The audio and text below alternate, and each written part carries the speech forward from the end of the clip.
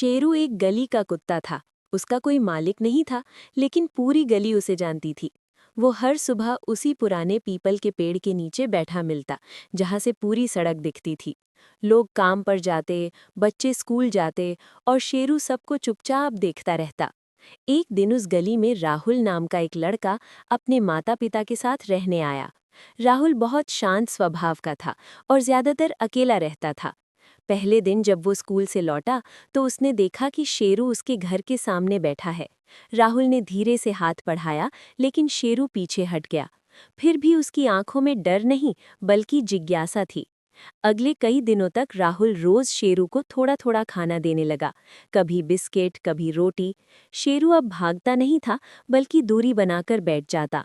कुछ ही समय में दोनों के बीच एक अनकही दोस्ती बन गई।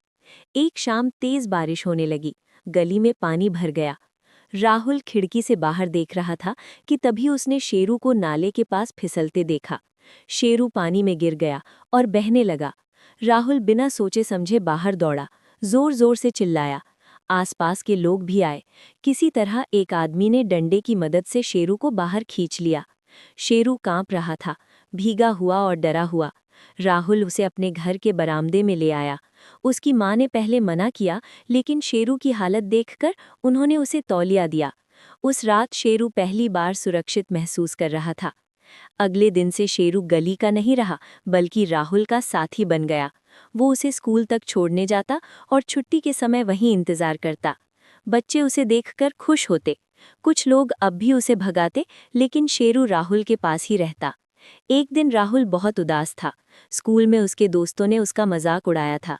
वो चुपचाप बैठा रो रहा था। शेरू उसके पास आया, अपना सिर राहुल की गोद में रखा और धीरे धीरे पूंछ हिलाने लगा। बिना कुछ कहे उसने राहुल को समझा दिया कि वो अकेला नहीं है। समय बीतता गया। एक दिन राहुल बीमार पड़ गया और कई दिनों तक घर से बाहर नहीं निकला। शेरू दरवाजे के बाहर बैठा रहता, खाना भी कम खाता।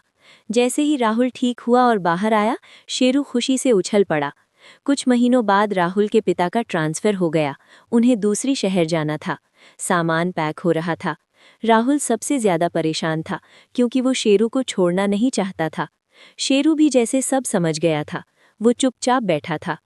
जाने वाले दिन राहुल ने शेरू को कसकर गले लगाया।